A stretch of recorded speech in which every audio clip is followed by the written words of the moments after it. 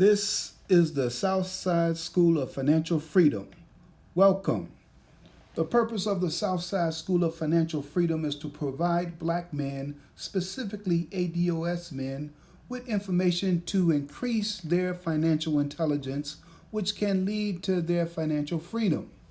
The school, via the website and other social media platforms, focuses on how to make money in the U.S. stock market. Do you know what money is? Do you know the key characteristics of money?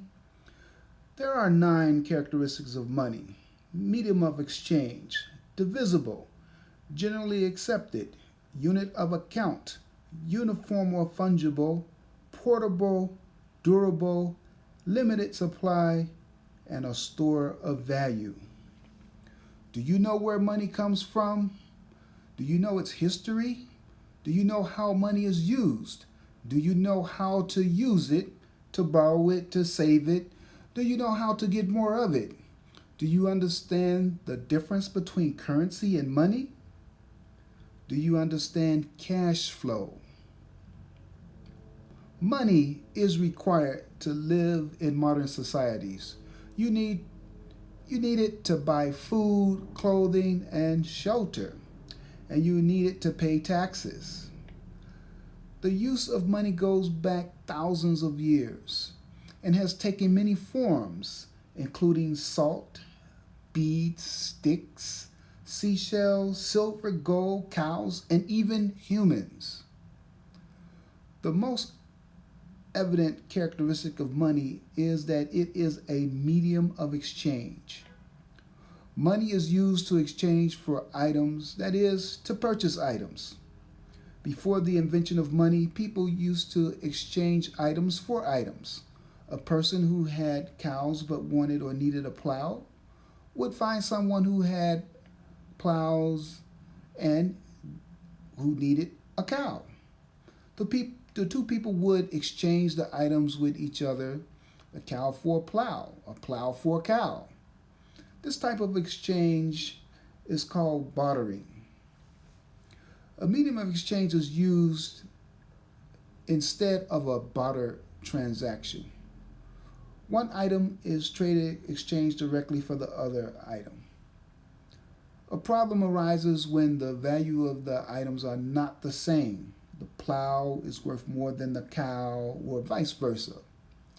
It isn't so bad if a plow is worth 3 cows or a cow is worth 2 plows. The real problem occurs when the values are fractional. That is, a plow is worth 2.5 cows or the cow is worth 0.65 of a plow. A medium of exchange solves that problem. Humans figured out that using something else that was accepted by both parties and was easily divisible would solve the fractional value problem of bartering. Seashells. Some societies use seashells, but others use beads. Some use salt, and so on. Those items were early forms of money. Money as a medium of exchange is great, but it also has to be divisible and accepted, which are 2 more characteristics of money. In addition to being divisible, money has to be uniform or fungible, allowing it to be counted and tallied, which enables money to be a unit of account, another characteristic of money. Money should also be portable and durable, that is, easy to carry and able to take wear and tear over time. People accepting something like seashells as money seems a bit strange and in a modern context, because if you live near the sea, you can go to the sea and collect a lot of seashells. You'd be rich and financially free. But if you lived inland away from the sea, seashells could be hard to come by. By the sea, you're rich. Inland, you're poor. Because of the scarcity of seashells inland, we understand another characteristic of money. It must have a limited supply. Seashells had to seashells had two other characteristics that helped people out.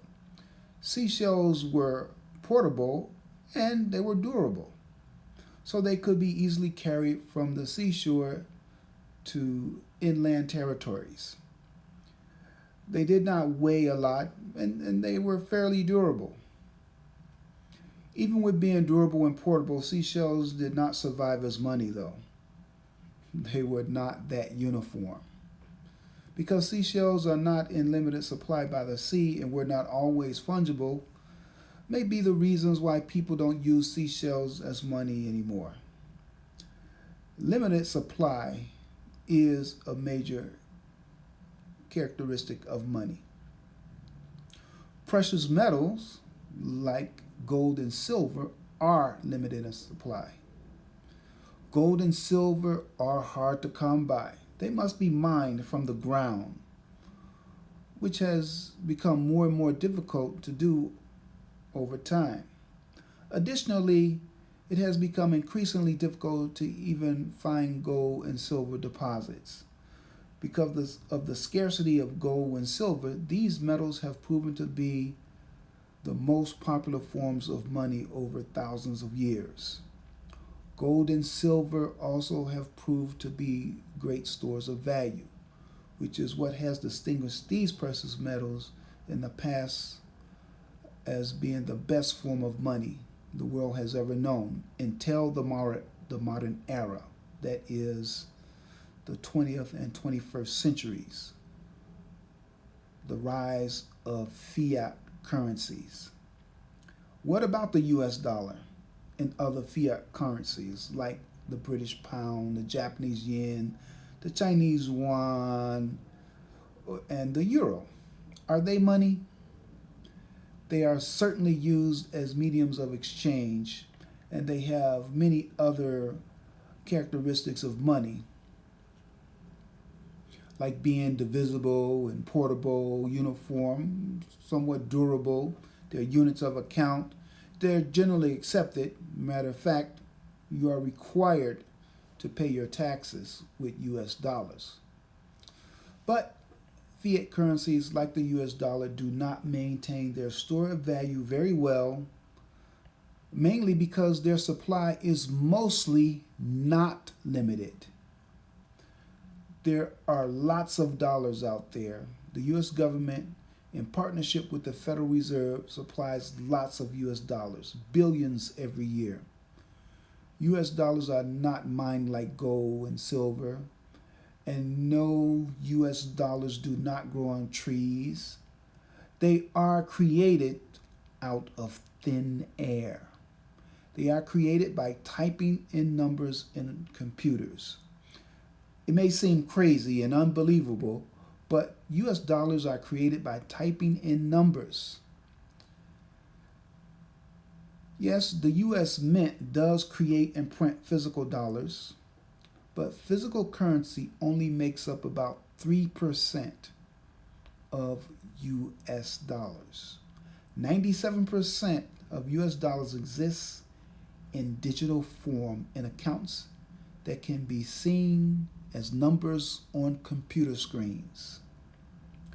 How much money do you have in your bank account? If you were to check to see how much money you have, you could go to your bank's website, log into your account, and you would see the amount. What are they? They're numbers on a computer screen. Those numbers were typed into your account. The money in your account was not mined. It did not come from a tree. It came from keystrokes. It exists in digital form in a computer system. How did it get there? Under what authority or pretense is it there? It may be payment of your wages or salary from a job. In that case, the money was transferred from your employer's account by making negative entries in your employer's account and a positive entry into your account. No physical cash moved anywhere. Transferring money from one computer to another does not get us to the origins of the money transferred. But to give you a better understanding of how money is created out of thin air, just imagine that you borrow money from your bank. The bank will run a credit check on you, get your credit score, approve the loan, and have you sign a promissory note. Next, they will make a computer entry to put the money into your account. The bank did not have that money in its vault. No physical cash moved from their vault and into your account. The entry was made based on your signature on the promissory note to pay for the money, to pay the money back to the bank. The bank created the money out of thin air. They simply made an entry on a computer screen. The U.S. Federal Reserve Bank goes through a similar process with the authorization and partnership of the U.S. government to create billions of dollars by loaning money to the U.S. government and to banks. The Federal Reserve also buys financial securities. The money the Federal Reserve uses to make loans and buy financial securities is created out of thin air. If you borrow money from a bank, even in the form of a credit card charge, please understand that that money is created out of thin air, made by making entries into a computer system. However, you have to pay that money back with interest through your labor. That is your wages or your salary. Or you can pay it back with the money that you make your money make. If you are an ADOS man like me and you want to be financially free, then visit the Southside School of Financial Freedom.com, where you can learn to increase your financial IQ. It is where I document my efforts to become financially free. You can learn how to use your money to make money. When your money makes enough money to cover your monthly expenses, then you can consider yourself free. If you want a comprehensive understanding about business formations, companies and corporations, the stock market, and the difference between investing and trading, learn about legendary stock market investors and traders, stock market theories, and a stock trading strategy that generates cash flow, then read the Southside School of Financial Freedom publication, Swimming in a Financial Ocean of Sharks and Whales, How a Small Fish Feeds Makes Money Off Wall Street by Melvin C. Dunia, available on lulu.com and amazon.com. And please share with ADOS men, subscribe and like. Thank you.